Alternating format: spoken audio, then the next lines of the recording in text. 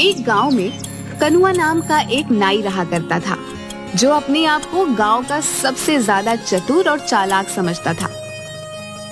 एक दिन वह अपनी दुकान में गांव की मुखिया की शेव करते हुए मुखिया को बहुत गौर से देखे जा रहा था। क्या बात है कनुआ नाई, आज तेरा ध्यान दाढ़ी बनाने पर कम, मुझे देखने पर ज्यादा है।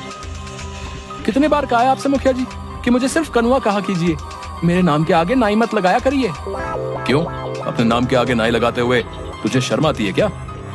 ऐसी बात नहीं है मुखिया जी, लोग अपने नाम के आगे अपनी जाति लगाते हैं, अपना पेशा नहीं।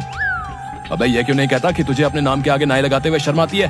तू एक नाई है, तेरा बाप भी एक नाई था, यहाँ तक कि मैं तेरे दादा को भी जानता था, वो भी नाई थे।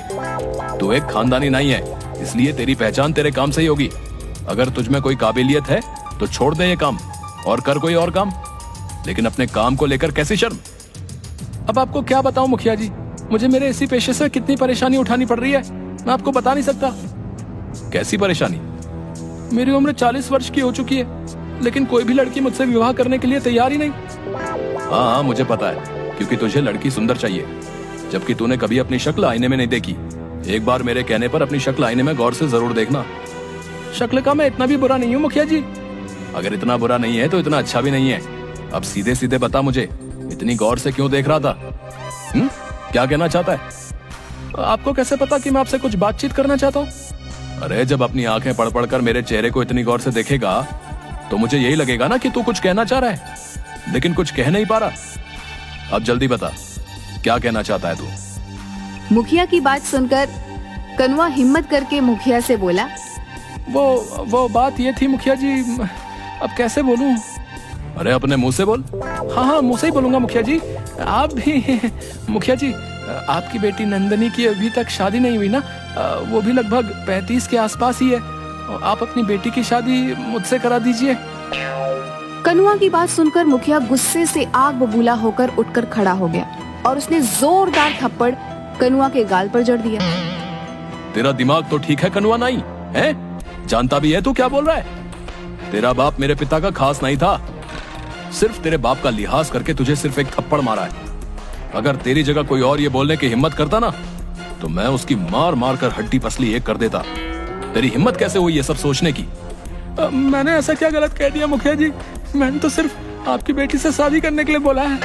अबे बेवकूफ, हैं? तू एक नाई है, नाई। तेरा और मेरी बेटी का रिश्ता नहीं हो सकता, असंभव है। मेरी बेटी के बारे में सोचने से पहले एक बार अपना पेशा तो देख लेता। और चल, एक बार को मैं तेरा पेशा भी भूल जाऊं, पर क्या तूने कभी आईने में अपनी शक्ल देखी है? हैं? किसी पुराने पेड़ का घटिया सड़ा हुआ आम दिखता है तू। इतना कहकर मुखिया गुस्से से बाहर चला गया। मुखिया की बात कनुआ को बिल्कुल भी पसंद नहीं आई। तू है मुझ पर। अरे अगर मैं नाई हूँ तो इसमें मेरी क्या गलती है? क्या मेरे कोई अरमान नहीं है? मेरे को सपने नहीं है? ये गांव का मुखिया अपने आप को समझता क्या है? नहीं रहना मुझे इस गांव में, और नहीं करना मुझे अब ये नाई का धंधा। अब तो मैं किसी जमींदार की बेटी से ही विवाह करूंगा और अब इस गांव में कुछ बनकर ही लौटूंगा। हाँ। अगले दिन कनुआ ने अपनी नाई की दुकान बंद कर दी और नए धंधे की तलाश में वो दूसरे गांव की ओर चल दिया। वह जंगल के रास्ते में ही था कि तभी उसके कानों में एक साधु की आवाज टकराई। आगे मत जाना बेटा, आगे एक शेर बैठा हुआ है। तुम्हारा दिमाग तो ठीक है साधु, शेर घने जंगलों में होते हैं। मैं कोई मामूली साधु नहीं हूँ, यकीन नहीं आता तो कुछ देर मेरे पास बैठ जा। कनुआ साधु के पास बैठ गया। कुछ ही देर में एक शेर दहाड़ता हुआ आकर उन दोनों को घूरने लगा। साधु जी, ये शेर तो हम दोनों को खा जाएगा, आपने तो मुझे मरवा दिया। चिंता मत कर, जब तक मैं तेरे साथ हूँ शेर तेरा कुछ नहीं करेगा, कुछ देर में चला जाएगा। कुछ देर बाद जंगल की ओर चला गया। आप तो वाकई बहुत पहुँचे हुए। साधु रहस्यमयी अंदाज में मुस्कुरा कर बोला, मैं जानता हूँ कि तू एक नाई है और नाई का धंधा छोड़कर तू दूसरे धंधे की तलाश में दूसरे गांव जा रहा है ताकि कुछ बनकर अपने गांव लौटे। आप तो अंतर्यामी भी निकले बाबा, मेरी मदद कीजिए। क्या चाहता है तू? मैं बड़ा आदमी बनना चाहता हूँ। मैं चाहता हूँ कि मेरा विवाह किसी बड़े परिवार की कन्या से हो, लेकिन मेरे काम को देखते हुए कोई भी बड़ा परिवार अपनी बेटी का विवाह मुझसे नहीं करता। इसीलिए मैंने अपना गांव छोड़ दिया, क्योंकि वहां सब मुझे नाई नाई बोलकर ही पुकारते हैं, और इसी वजह से मैं 36 वर्ष तक की उम्र में कुंवारा हूँ। ठीक है, मैं तेरी मदद करने के लिए तैयार हूँ, लेकिन मैं तुझे अपनी मायावी शक्ति से धन दौलत तो नहीं दे सकता। मैं आपकी बात का मतलब नहीं समझा। मैं तुझे एक शक्ति दे सकता हूँ। कैसी शक्ति साधु जी? तू जिस किसी भी व्यक्ति को कुछ देर तक गौर से देखेगा तो तू उस व्यक्ति का कुछ देर बाद भविष्य देख लेगा। दूसरों के भविष्य देखने से मुझे क्या फायदा होगा? खुद को बहुत चतुर समझता है ना, तो अपनी चतुराई से इस शक्ति का फायदा उठा ले। मगर याद रखना, अगर तू मेरी दी हुई शक्ति का फायदा अपनी चतुराई से उठाने में कामयाब हो जाता है तो ये कभी मत भूलना कि तेरा अतीत क्या था। क्या मतलब? मतलब कि तू एक नाई था। और हाँ, मेरी दी हुई शक्ति का प्रयोग तू सिर्फ अपने जीवन में 2 बार कर सकता है। इतना कहकर साधु मुस्कुराता हुआ वहाँ से चला गया। कनुआ एक दूसरे गांव में चला गया। वो सुबह से लेकर शाम तक गांव वालों को देखता रहा कि तभी उसकी नजर गांव में बनी एक कोठी पर पड़ी। वो कोठी उस गांव के जमींदार रमेश की थी। रमेश अपनी कोठी के बाहर एक शहरी व्यक्ति से अपनी एक जमीन का सौदा कर रहा था। कनुआ उस जमींदार को गौर से देखने लगा। कुछ देर बाद गौर से देखने के बाद कनुआ की आंखों में चमक आ गई। वह दौड़ता हुआ जमींदार के पास चला गया। इस सौदे को रोक दीजिए जमींदार साहब, ये सौदा आपके लिए सही नहीं है। कौन हो तुम और ये कैसी बातें कर रहे हो तुम? कहीं तुम पागल तो नहीं हो गए? तुम जानते भी हो कि ये सौदा करोड़ों का है। मेरा नाम कनुआ है। मैं कुछ दिन पहले ही विदेश से हिंदुस्तान आया था, मगर ट्रेन में मेरा किसी ने पासपोर्ट, मेरे सारे पैसे सब चुरा लिए। तब से मैं ऐसे ही उस चोर को पकड़ने के लिए भटक रहा हूँ। देखिए, मैं भी एक बहुत बड़ा बिजनेसमैन रहा हूँ और मेरी नजर ये बता रही है कि आपके सामने ये जो व्यक्ति बैठा हुआ है ये धोखेबाज है। कनुआ की बात सुनकर रमेश की आंखों में क्रोध झलकने लगा। तू तो ये कहना चाहता है कि तू विदेश से पढ़कर आया है तो तू ज्यादा चालाक है और मैं गांव का हूँ तो मुझे कोई अकल नहीं है, हैं? तभी रमेश की पत्नी अनीता अपने पति से बोली, अरे एक बार फोन करके पता करने में क्या हर्ज हो सकता है कि इसका अंदाजा सही हो। सोचिए, अगर इसकी बात कुछ प्रतिशत भी सही निकली तो आप तो सड़क पर आ जाएंगे। अपनी पत्नी की बात सुनकर रमेश सोच में पड़ गया। वह तुरंत फोन लगाकर किसी से बात करने लगा। अचानक रमेश के चेहरे पर गुस्सा झलकने लगा और जो व्यक्ति रमेश के सामने बैठा हुआ था वो वहां से भागने लगा। पकड़ो इसे, ये फ्रॉड है।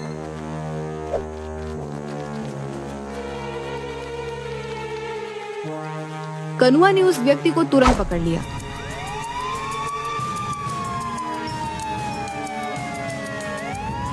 रमेश ने उस व्यक्ति को पकड़कर पुलिस के हवाले कर दिया। रमेश नहीं जानता था कि कनुआ ने उसका भविष्य देख लिया था, कि भागने वाला व्यक्ति भविष्य में रमेश के साथ धोखा करने वाला था। तुम्हारा बहुत बहुत शुक्रिया कनुआ, आज तुम्हारी वजह से मैं बर्बाद होने से बच गया। वैसे तुम कहाँ ठहरे हुए हो? बस ऐसे ही आवारा फिर रहा हूँ। आज से तुम मेरे घर पर रहोगे और मेरे कारोबार में हाथ बटाओगे। मुझे तुम्हारे जैसे ईमानदार और अच्छे व्यापारी की सख्त जरूरत है। कनुआ उस दिन से रमेश के घर पर रहने लगा। रमेश की बेटी दिव्या को कनुआ पसंद करने लगा था।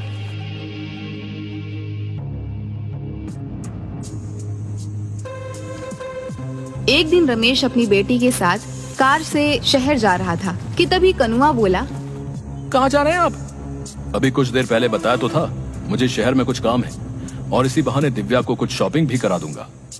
आज मत जाइए, कल चले जाइएगा। आज मुझे कुछ ठीक नहीं लग रहा। ये कैसी बातें कर रहे हो तुम? मेरा शहर जाना आज बहुत जरूरी है, तो अपने उस जरूरी काम को कल निपटा लीजिएगा। कनुआ, तुम व्यापारी अच्छे हो, लेकिन अब तो तुम ऐसे बातें कर रहे हो जैसे कि तुम फ्यूचर देख सकते हो और तुम्हें पहले से ही आभास हो गया है कि आज मेरे साथ कुछ सही नहीं होने वाला। रमेश की बात सुनकर कनुआ बुरी तरीके से घबरा गया। सच तो यही था कि कनुआ ने रमेश का भविष्य देख लिया था। वो जानता था कि कुछ देर बाद रमेश का एक्सीडेंट हो जाएगा। रमेश की पत्नी अनीता रमेश से बोली, आप कनुआ की बात मान क्यों नहीं लेते? अपने जरूरी काम को कल कर लीजिएगा। नहीं अनीता, मेरा आज जाना बहुत जरूरी है। ठीक है, अगर आपको कनुआ की बात नहीं माननी तो आपकी मर्जी, लेकिन मैं दिव्या को आज आपके साथ नहीं जाने दूंगी। ठीक है, जैसी तुम्हारी मर्जी। रमेश चला गया, मगर कुछ ही देर बाद रमेश की एक रोड एक्सीडेंट में मौत हो गई। दिव्या और अनीता इस दुनिया में अब अकेली रह गई थी। इतने बड़े कारोबार को संभालने वाला कोई नहीं था। कुछ दिनों बाद अनीता कनुआ से बोली, मेरे पति के जाने के बाद अब इतने बड़े कारोबार को कौन संभालेगा?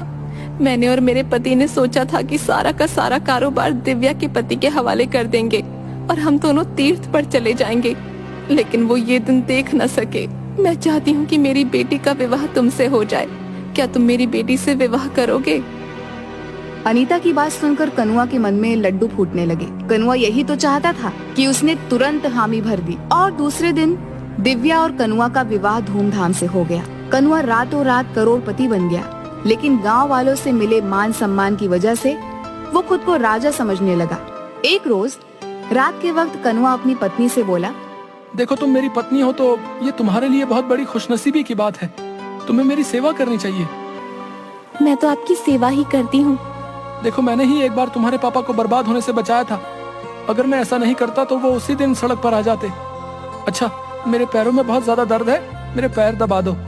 कनुआ की बात सुनकर उसकी पत्नी उसके पैर दबाने लगी। कनुआ लगातार कई घंटों तक अपनी पत्नी से पैर दबवाता रहा।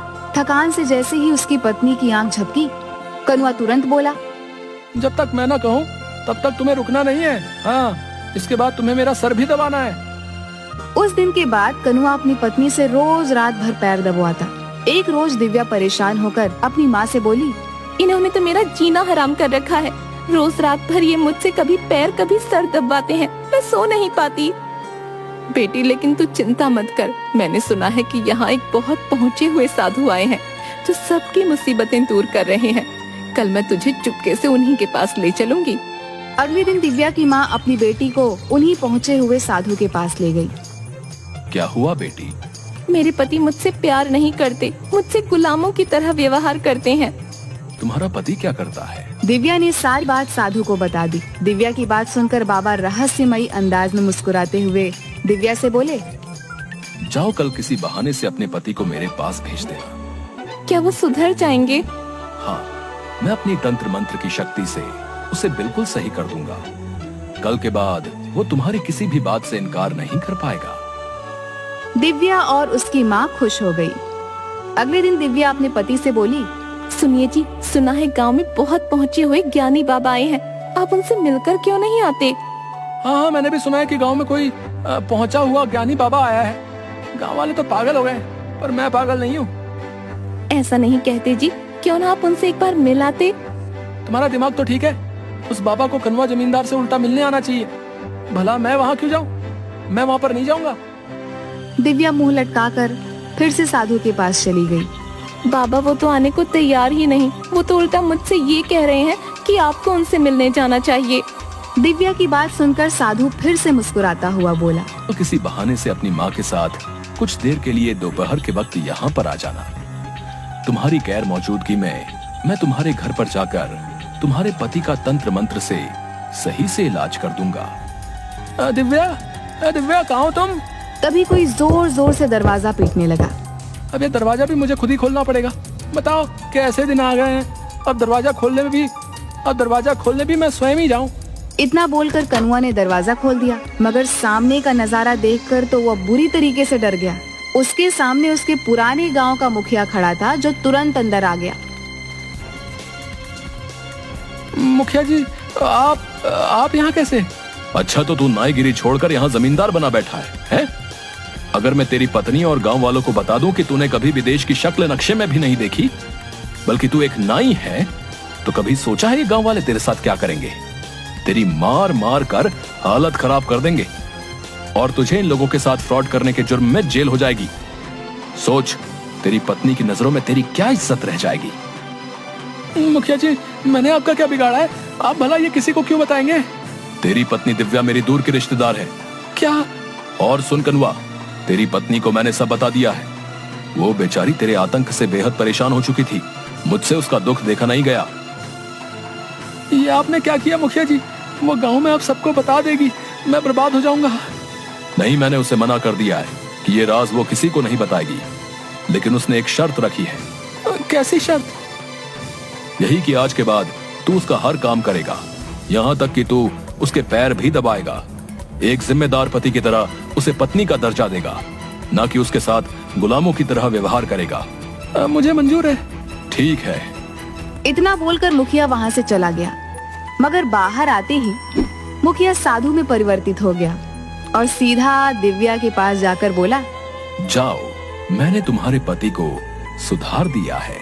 दिव्या खुश होती हुई वहाँ से चली गई। उसने घर जाकर देखा कि कनुआ डरा हुआ दिव्या की ओर देख रहा था।